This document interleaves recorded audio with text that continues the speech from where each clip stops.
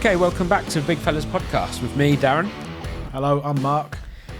Today we do have a guest speaker, and I'm quite excited about today, Mark, because this is probably the first time, in fact, this is the first time we've recorded with someone who's been successful at weight loss.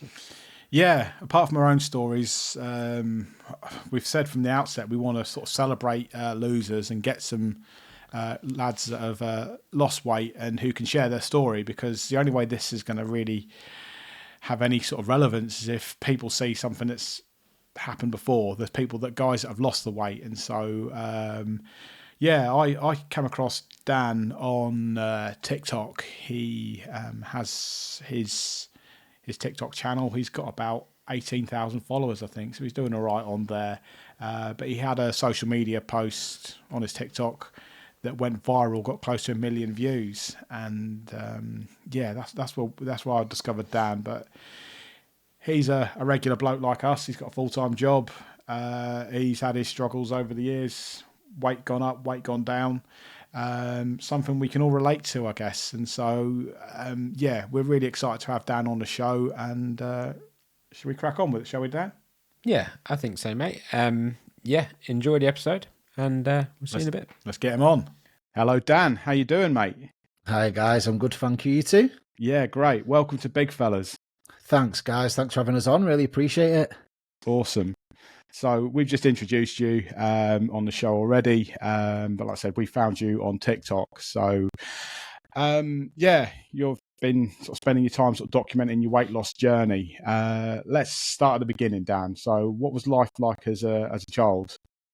So, yeah, I mean, life was good, to be fair. I listened to, episode 1 and 2 with your guys' backstory, and it kind of resonated because, I had a good upbringing generally, happy house, out playing as kids and all that sort of thing, football as a youngster and stuff like that. So all the sort of usual stuff really. And it was a nice upbringing. I didn't have a tough time. And again, similar, I think, Darren, you said about sort of schools and stuff like that. I grew up in Warrington. I went to Great Sankey High School, which isn't the most prestigious school in the land, but it's also not absolutely terrible. Do you know what I mean? So a pretty good childhood and good people around me really, which was kind of nice. Good, mate. Excellent. And sort of what was sort of like your weight and everything as a kid? Did you struggle with your weight as a kid, or were you sort of quite lean and athletic? How did it look for you? No, I've kind of always struggled really, but I don't think I was aware of it until later on in life. But looking back at pictures now, when I was a little kid, 5, 6 years old, I was a skinny little thing really. But as I grew, so did my love for food, I think, to be honest. Yeah. No. I particularly remember going on a holiday with the family to Disney, which I was very fortunate to do at a young age, as you can imagine. And I think there is where I really got the taste for food that isn't so good for me, or the crispy bacon and all that sort of thing. Yeah, mate, it's a fucking nightmare in these states, isn't it? Because you go out, and I remember where I went as a kid as well, and you pay like $2.50, and it's eat as much as you want. Yeah. So because at the time we didn't really have that in the UK, did we? No. So you just go fucking mental because you're like, what do you mean eat all you want? Yeah, honestly, it's mad. Yeah. And we went, and like my family kind of we didn't go out very often to eat and stuff like that. We was all sort of home cooked meals and things like that. So it was quite rare. And I think, to be honest, in the UK at that time, it wasn't a done thing to go out as much, as definitely not as much as we do now. No. So when we went out over there on holiday and we were going out all the time, that was like a brand new world to me. So yeah, I definitely put on some poundage as a kid, going to the States. And then, so coming back sort of thing, I definitely filled out a bit and carried that love for food back with me. And I did carry on doing sort of football and things like that. So from a young age, I always was into playing football. My dad's an Arsenal fan because he's from St Evernage or Stevenage, as most Stevenage. people call it. Does that make you a gooner as well then, does it, Dan? It doesn't, mate. Do you know what? When I was young, I was, and then when I was about 6 or 7, my best mate's parents, they used to live across the road from us. They took us to Old Trafford, and that was about 96, 97, I guess. So peak time then, really, wasn't yeah, you know, and my dad was heartbroken. I think I came back with a Cantona shirt and a scarf, and had just kind of fallen in love with it. I think we'd gone to see maybe like a pre-season friendly against Marseille or something. I'm sure Ravanelli was playing at the time there or something, and it was some players there. Yeah, that kind of that started me on my turbulent journey of very, very high highs to begin with, and pretty low lows for United at the moment. Yeah. I'm a Norwich City supporter, and when I started supporting them, we just finished 3rd in the Premier League. Yeah, and then we went on a European adventure, and we beat Bayern Munich, and we came up against Inter Milan. And that was my first season as a Norwich fan. Thought, well, this is brilliant. This is how it is. Yeah. And, it's never quite been the same since, I don't think. So no, that's it, isn't it? Well, the thing is, so it's kind of, obviously where I'm from in Warrington, you're either Liverpool or you're Manchester. And at the time, it was Liverpool and United. There's a couple of Everton fans where their kind of families lived around Goodison and all that. City in Warrington wasn't really a thing. Now I think it's probably the biggest team for the people to support, as you can imagine. They were bang average Premier League back then, weren't they? Yeah. Probably in the Championship, I think. Even League One. But as it was then, yeah. So you're discussing Norwich. Yeah, you're in League One, I've often said that, though, Man City, up until sort of 15 years ago, were no bigger than Norwich. They really weren't. They were, they won some trophies before I was born and any of us were born. And then, one day they picked up a winning lottery ticket. Yeah, and that's who they are. And you got a chef. Yeah, we got Delia. I wouldn't change it for the world. She's been a great servant to the club. But, So okay. Let's get back to the weight loss journey. So, at what point in your life then, Dan, did you kind of realise that actually I'm getting a bit chunky here? Maybe I need to do something about this. It was college initially, to be fair, mate. So from Sankey, I went into 6th form at the same high school sort of thing. And it was there really that, you know, I was in the friend zone a lot. I was definitely less fit than a lot of my my peers sort of thing. And I was a goalkeeper for a long time. Obviously, I'm not the best footballer in the world at all. And I definitely had the surface area as a kid to be a goalkeeper. And I wasn't bad at it, to be fair. But as I kind of got into high school and college and stuff like that, and all the other lads sort of got a bit more into football probably. Obviously I was quite aware then that I was bigger than some of the other lads, and I didn't really want to be. I'm always more into or at that stage of life and beyond really, I've always been a bit more into sort of music and stuff. So from a sport kind of thing, I had to push myself outside of recreational sports to actually lose the weight. And they opened a very small gym that was attached to the high school. And so I made full use of that, to be honest. So I looked at how I could lose weight and essentially came to the same conclusion that I believe in today: move more and eat less, and you'll lose weight, essentially. So I spent a lot of time on the cross trainer and the treadmill after college, and watching what I ate in college, not eating any more of those breeze block brownies that they used to sell in high schools and all that sort of thing, and really, you know, getting some of the weight off there, and that did work in college and was sustained for quite a while, to be fair. Oh, fantastic. And so, sort of moving forward, then, so we've discovered you through TikTok, and you've been on a weight loss journey more recently. How much weight have you lost, and how's it going? Yeah, so I've always been a bit of a yo-yoer, really. So before lockdown, I put on a good chunk of weight. I think I went into lockdown at about 17 stone. I'm 6 foot for context, but I just wasn't happy, and it was all beer weight, you know, not good weight to be carrying really. And so I decided came to lockdown, I was living with one of my mates at the time. I'd been living with him for 4 years. We had an apartment together. And then when lockdown hit, he moved in with his missus. I was single, so I moved back in with the parents. And I thought I could kind of sit here. There's two paths really. So I thought I could sit here and just kind of enjoy furlough, which is what I was on at the time. Or I could make the most of my time. And I always refer back to like a circle of influence. You know, there's external things that you can't control. COVID was something that happened that we couldn't control. And I kind of looked and thought, well, what can I control? And at that time, it was a good opportunity to get fit again. So I took a video, before video, with I think I saw a trend on TikTok, to be honest. And I took of someone actually losing weight. And I took a before video and then just got started. I did running, and I did some HIIT workouts. I actually followed Mark Wright, used to do live HIIT workouts during lockdown with his brother, that were just free on Instagram. So I used to do them in the garage, and I lost, I think 3 or 4 stone in lockdown. Wow. So I got a good chunk of weight off there. And then when I posted the before and after video, that went viral on TikTok. I didn't really have any followers before that point, and that got, I think, just under 1 million views. Fucking hell, that's mad. Yeah. So, and that was just like overnight. Like I posted the video with about 20 followers and woke up the next day and it was like the 99 plus notification thing on TikTok. And I opened it, was like, whoa, what is this? Yeah. And it just overnight just exploded, sort of thing.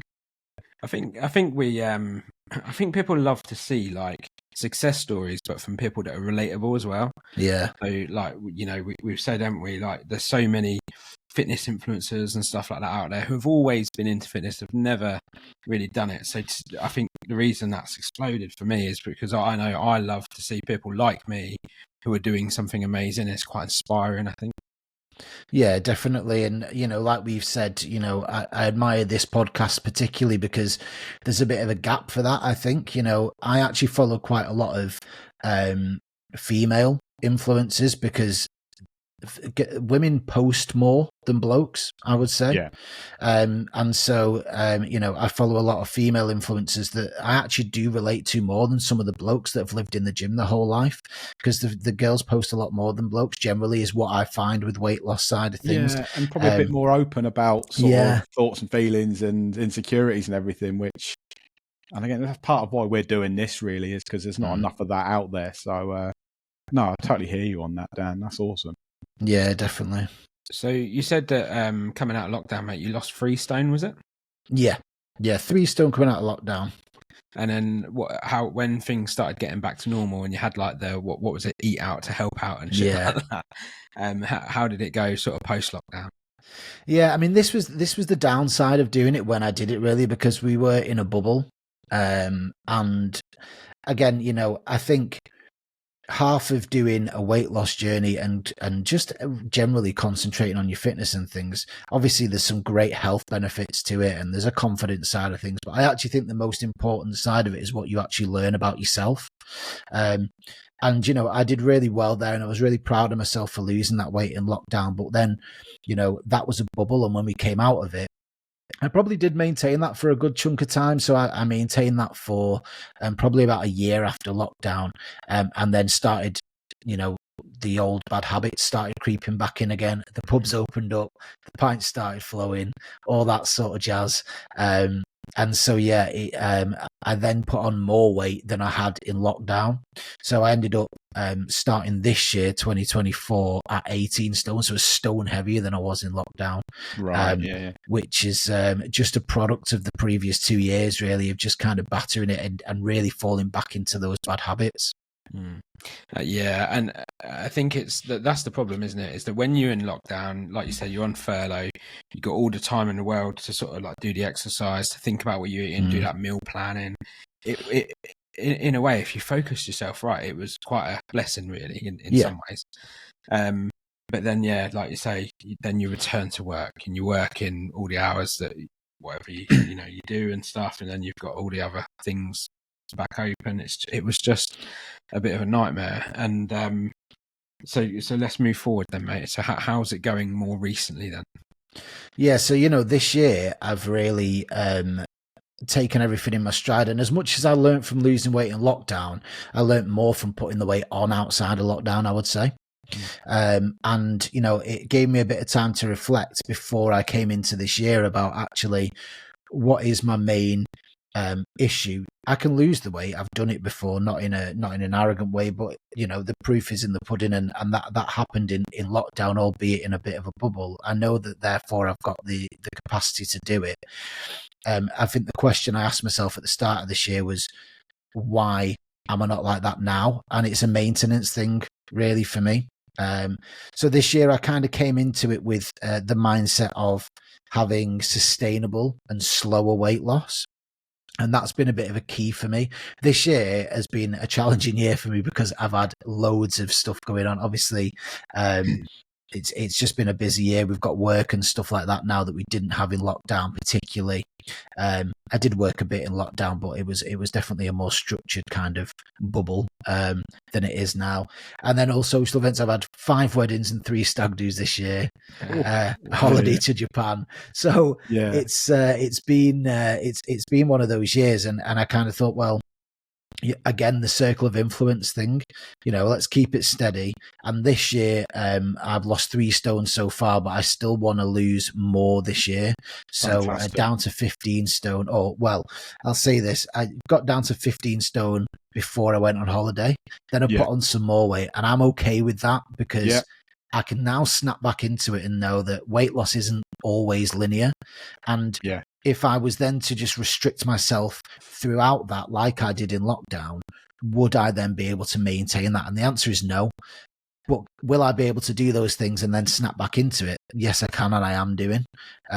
So even since August, I'm closing in on another half a stone loss again since the middle of August already. So yeah, it's going well this year, and I've got some events. I've got a half marathon on the 22nd of September, so that might be in the past when this goes out. And then I've actually signed up to Manchester Marathon next year as well. Oh, wow. I did join the London ballot. But obviously in lockdown, I did a lot of running, and this year I've started that again. And if I'm honest, I probably wouldn't recommend running as a weight loss thing. But I wanted to get my step count up because I work from home a lot of the time and a sedentary job. And it was a quick way of me getting a lot of steps in. So I kind of started doing 5Ks, and I actually ended up, as I got fitter, started just enjoying it. So there's a lot to come really, which is really exciting. And I'm kind of determined to get there with it really. I think that's a really good way. So first of all, just go through what you said. Like, I think we can all yo-yo, right? And I've done that so many times. And I think Mark has as well, where you do a diet, you lose weight, you get bad habits, you put it back on. And I think the true sign that you're genuinely changing your life is when you take that approach. This is a long-term approach, and I'm gonna do this consistently. And it's not a rush, is it? Like, you don't need to lose 3 stone in 3 months. No, you know, hopefully we've got a long life ahead of us, and that's what we're trying to do. And then I love the fact that you're keeping yourself accountable. And one of the questions I was going to ask you, if someone's listening and not watching on YouTube, then behind you, you've got, I think on your wall, a couple of like medals. Is that from achievements? Yeah. So the first one there is a 10K that I did in Warrington Running Festival last year. And the half marathon on the 22nd of September is actually the half marathon for Warrington Running Festival. And last year, so I did that 10K last year. I was out of shape when I did the 10K. It was horrible. And I'd just come back from 4 days in Chicago eating deep dish pizza as well. So I finished that race, and I swear I said, nothing. One of my sister's fiance actually did the half last year, and when we both finished, I said nothing would ever possess me to do a half marathon. But fast forward a year, and the one next to it there is the Manchester half marathon that I did earlier this year. So I did a half marathon earlier this year, which I never thought I would do, and then obviously going to go back and do the Warrington Running Festival one just to prove myself wrong that I can actually do it. So I think it's always good to have things to aim for. Yeah. And something I've implemented this year particularly is giving myself rewards for goals. So whatever it might be, and I've got this little goal chart on the wall there that you can see. which I've kind of created quite recently, just to keep me accountable. And it's a stupid little thing, really. It's I've written my goals on it, my next half marathon, my weight journeys, the marathon at the bottom, and I've just attached party poppers to it, which sounds really childish, but there's a lot of satisfaction. Yeah, actually, I do that, and I pull the party popper and I put an X in the box, and I'm like, right, I've done it. What's next? Do you know what I mean? Well, that's a great way little things like that, isn't it? Yeah, I think little things like that just keep you accountable. Yeah, I think that's brilliant, mate. And you know, visualizing things and seeing it on a like a vision board or an accountability chart. I think that's so powerful, and most people don't do it, and I think that's a problem. I think that's great. And the other thing I was going to say is one of the things I hear a lot, and I was talking to one of my mates the other day, and he was saying like he does really well, and then he has his cheat days. And I think one of the biggest problems is sometimes when we're on it, we reward ourselves with food, like that's the reward, and that. So it's nice to see an alternative to that. It's 100%. I think, you know, there's a few good people online that I listen to sometimes. There's a guy, he gets a lot of hate sometimes, but he runs a company called Team RH, but actually maybe his delivery doesn't like, a lot of people don't like it, but it's very true where people don't eat enough through the week, or so they'll set calories that are quite high for people, or people think they're quite high, and they say, oh, I can't eat this, and the truth is they're actually eating more than that now. They're just not being accountable for it. Because they'll eat tiny bits during the week and they'll track all that tiny food, and then, like you say, at the weekend they'll reward themselves with a cheat. Like, you know, it's then your whole week is kind of imbalanced out by that XL Domino's with that extra large tub of garlic sauce or whatever it is that you have. Tub of Ben and Jerry's. But and the other thing is as well, you're never going to get that long-term mindset when you in your head you're still like, food is my reward. Like, I think it's important to try and move away from that and change those longer-term habits. Like we were just saying, and it's okay once if you know once in a while, if you're not viewing it as a reward and you just think, do you know what, I actually fancy a Five Guys burger, you know, it's all right. But you know, a lot of the time people, and I've been really guilty of this, hence why I've yo-yoed a lot, is I kept my calories far too low, and then, like you say, then I had that cheat and I rewarded myself for sticking to my 5 days of calorie deficit with this humongous meal, and just, you know, but you know, once in a while that's all right, but every single week you're then undoing your progress, sort of thing. And you know, I've heard you say this, Mark, before as well. It's not that odd burger that I had or that odd pizza I had. It's the reinforced bad habits of going to Mackey's on the way back from work, or picking up a couple of Yorkie bars while I'm filling up with petrol. It's all that sort of thing. And sometimes you view that as a reward. You go to the gym and you think, oh, well, I've been to the gym. I'll have 2 Yorkie bars from the petrol. Do you know what I mean? It's chicken selects are all right. And then you go and you have chicken selects, chips, a large Coke, a McFlurry. Do you know what I mean? It's all that sort of thing. No, that's so true, mate. To be fair, mate, for me that weren't even like a reward. It was like almost like a daily thing. That's what I mean. Just don't even think about it. And they're very clever with where they put it all, aren't they? Like next to where you pay for your fuel or whatever. So now, mate, with your diet and stuff, sort of what sort of stuff are you eating, and how are you sort of fueling your body for your working out?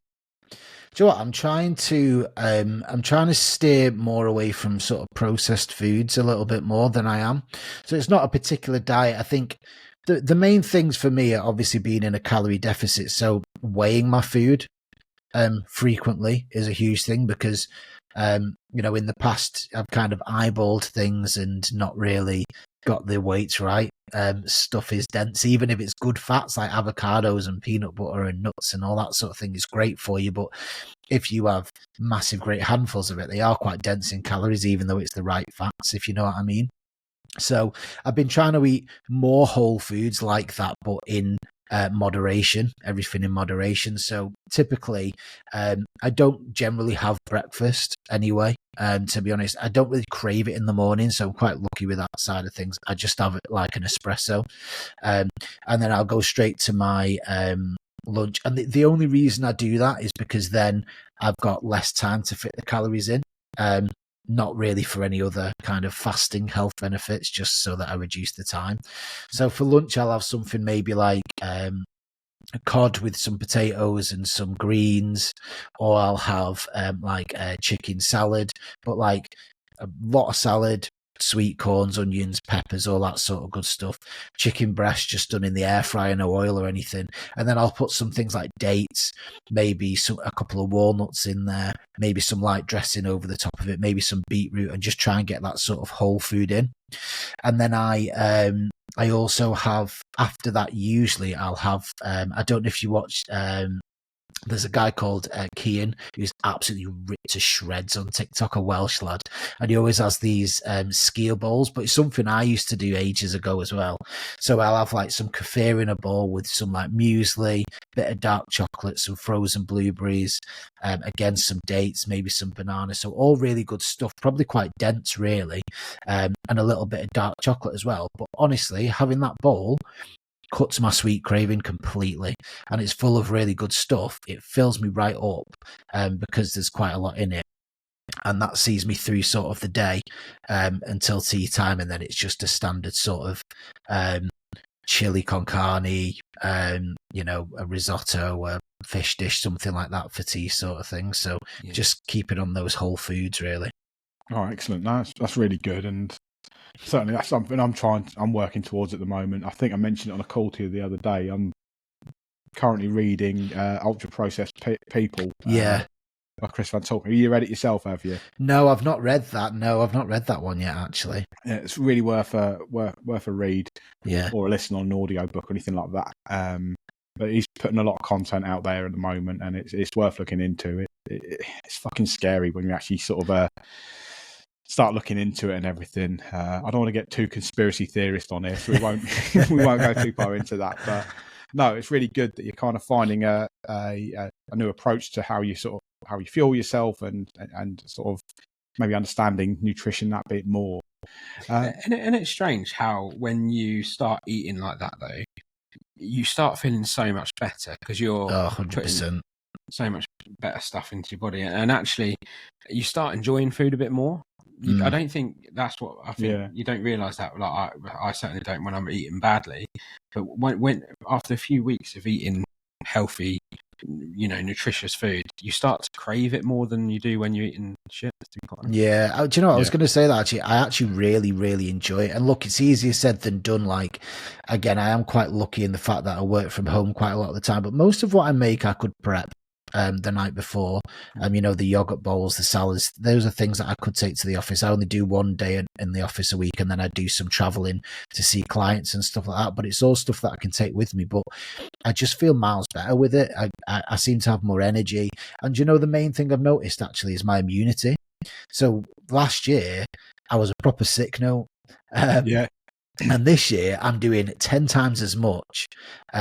But, I think probably because I'm moving a lot more, getting the blood flowing a lot more, and because my diet is significantly better, touch wood, I just don't really get ill half as much, anywhere near as much as I used to. So there's so many, I think benefits to that. That's one thing I noticed as well when I got on the weight loss journey. I would often get like a real heavy cold or a really bad cough. Yeah. And then 2-3 times a year. And sort of since I've really been on this, that's not happened. Yeah. And it just feels 10 times better for it. And so it's no surprise it's all interconnected, isn't it? It's all there. Because you're fueling your body better, ultimately, isn't it? So giving it what it wants. Yeah. Do you take any like supplements and stuff like that? Sometimes. So I have electrolytes for when I do long runs. So I do at the moment, depends what I'm training for, but with the half marathon training at the moment, I'm doing 11 kilometers, 10 or 11 kilometers before work on like a Thursday, and then maybe like 15 to 18 kilometers on a Saturday. So with those runs, I'll have electrolytes just to kind of refuel, and I'll have those sort of gels and things like that. And I used to, every morning, I used to have like a Berocca or like a Wellman vitamin supplement thing. But I'll be completely honest, I've stopped taking them because I don't feel like I need them because of my diet changes, to be honest. Diet, and so I've kind of stopped taking those, and I've not really seen any difference, which is good. The only other thing is protein. as well sometimes, which is good if I'm going to the gym or for recovery and things like that. I used to take creatine, but I got told I had a medical and I got told there was too much creatine in me, so I stopped taking it. Yeah. So you used to do you do like what I've done? Like I take quite a lot of whey. Like have maybe a smoothie with some almond milk or something like that, just to, after a gym workout, just to sort of, I don't know, it feels like I do the right thing when I do that. Yeah, definitely. It's good for muscle recovery, isn't it? So, it's that's kind of the same thing as me, really, but nothing beyond that, really. Cool. So just moving on a bit, Dan. So if you're giving some advice to sort of a big fella who's looking to lose a few pounds, sort of what would you be saying to them right now? Do you know what I would say? I think the question that I get the most, or the comment that I get the most on videos that I post is, I wish I had your motivation. And I think the biggest piece of advice I can give is, you don't need the motivation to be 4, 5, 6 stone lighter. You just need the motivation to make one change. Just one change will spark it, because I think activity breeds motivation. Motivation doesn't breed activity, if that makes sense. Okay. So, for example, if I've had a weekend out, right, on a Sunday, if I'm hungover, I've got no motivation to go and do my gym sessions, do my running, eat clean, all that sort of thing that I'm doing on a Sunday if I'm hungover. I've not got that motivation, I'll be completely honest. But all I need is the motivation to go to Tesco rather than sit in bed. So as long as I've got the motivation to go to Tesco and buy the food, that will then carry on through the week.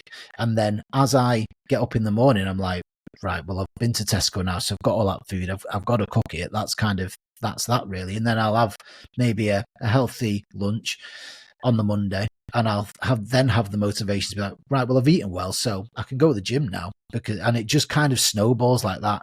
And I think people have this misconception that I started this year completely and utterly ready mentally to lose weight and get fit and all this sort of thing. And although I'm determined to do that, at the start of this year, let me tell you, in January, I did not have the motivation to completely complete a transformation. I just had the motivation to start.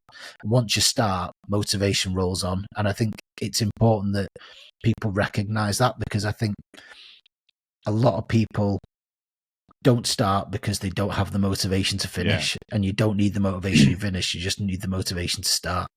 That's it. And I love that. And that's something I've really come to understand, is it's just taking that first step. It's so easy to sit there thinking, like, my goal is to lose 6 stone, and I'm on 4.5 at the moment. And beginning of January, I think, fucking hell, 6 stone, I can't lose 6 stone. And so I got with my diet consultant, and it was like, look, we're not going to lose 6 stone in one go. We've got to sort of set some smaller goals. So let's just start. Just see how you get on in that first week. Let's make that start. Let's document it. Right, we've lost quite a bit this first week. Right, let's set a goal. Let's set a 2 stone goal. See how long it takes to get there. If it takes us 4, 5, 6 months, it takes us 4, 5, 6 months. But let's just set a goal, and we'll get there, and then we can review it. And like I said, it's just breaking it down. But the number one thing to do is to start. And if you started, then you're already on the way. Yeah, I mean, like I said, even with like the running and stuff, I say there, I did last week 10, 11 kilometer run before work, and the hardest part of that run was getting out of bed.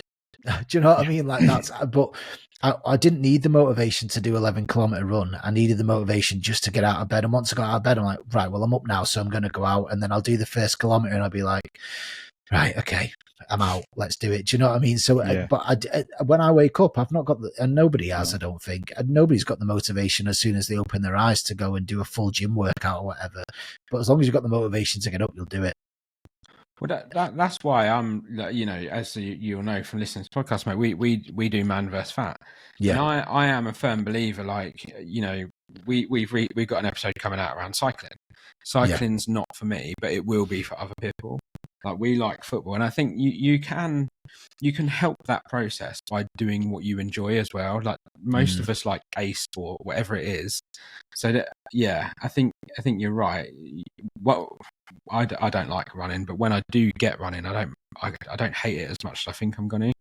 But also, if you intertwine a few workouts during the week, where I love badminton as well, a bit of a loser like that, but I love badminton, and I'll go and play it for an hour and enjoy it, and yet I'll still burn loads of calories. So yeah, I think you're right, getting out and getting going, but also maybe try and do something that you just enjoy doing. And 100%.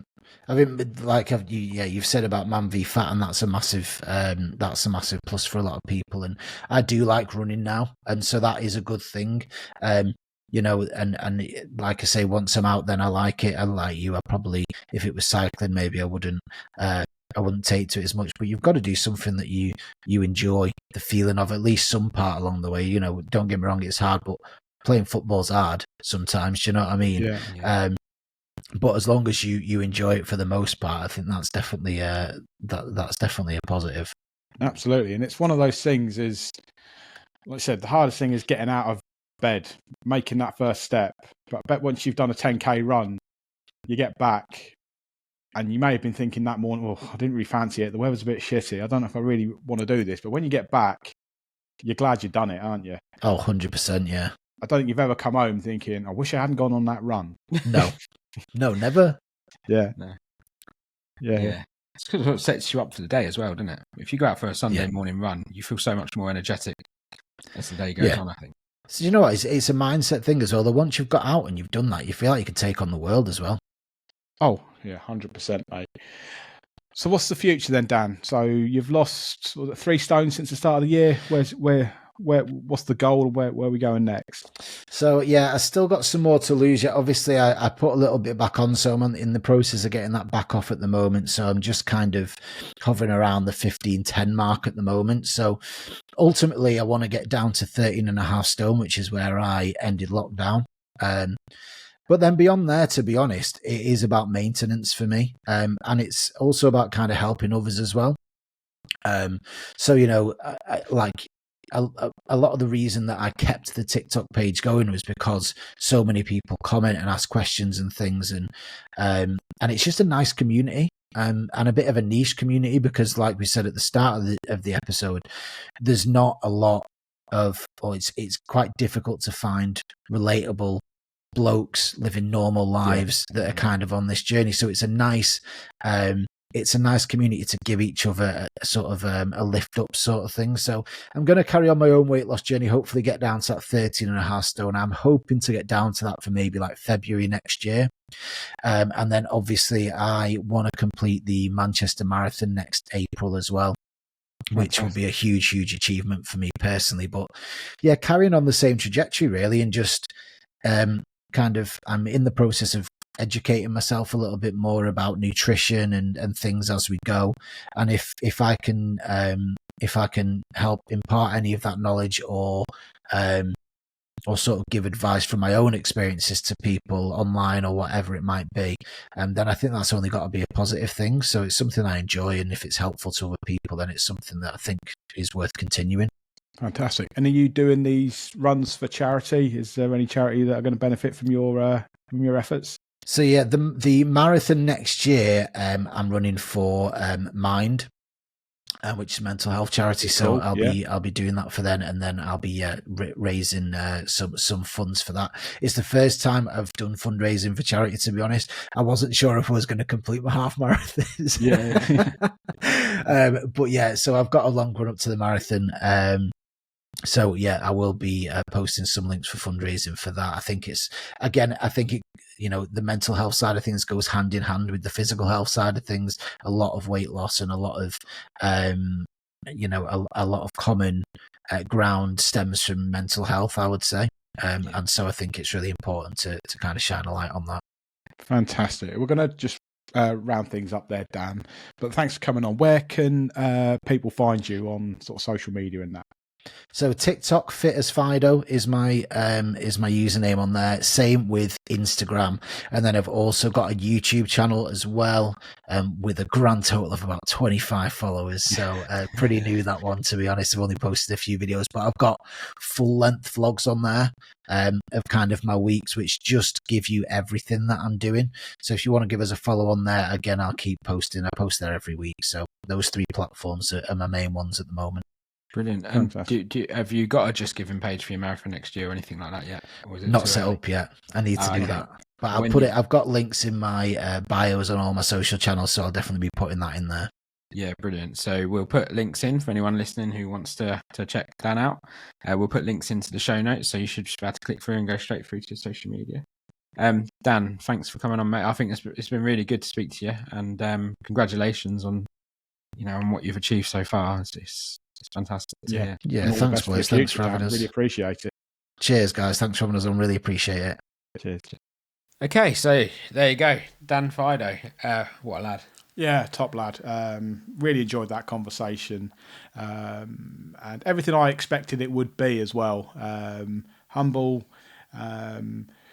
has his problems, has his difficulties with his weight gain and weight loss over the years, but free and open to talk about it, and something we probably don't do enough, fellas. Yeah, I think he's on a great journey, and I love the fact that he's sort of trying to do it for the long term now, setting himself the goals with over the coming year, being on it, and educating himself as well. Ideal guest for us, I think, actually. Yeah, and so he's doing the sort of Manchester half marathon and things like that. I think that's really inspiring, and like I said, he was just a fat bloke that decided to sort of make a change, and sort of got into his running. I mean, there's probably guys sitting there. I've been sat there thinking, I'm not a runner. But again, if it's something you want to, anyone can do it. You just got to set your mind to it. And I think Dan's a great example of that. Yeah, and unlike these gym buffs that post on social media about that you should be in a gym more, and they spend all their fucking day in a gym. Yeah. Dan, like us, is a working person. He's out doing a job. He's got his life around him, and gym's not everything, but he's making the time. He's stopped making excuses, and he's getting some results. So a great person to have on. So thank you, Dan, and let us know what you thought. Thanks, guys, and we'll see you on the next episode. Cheers.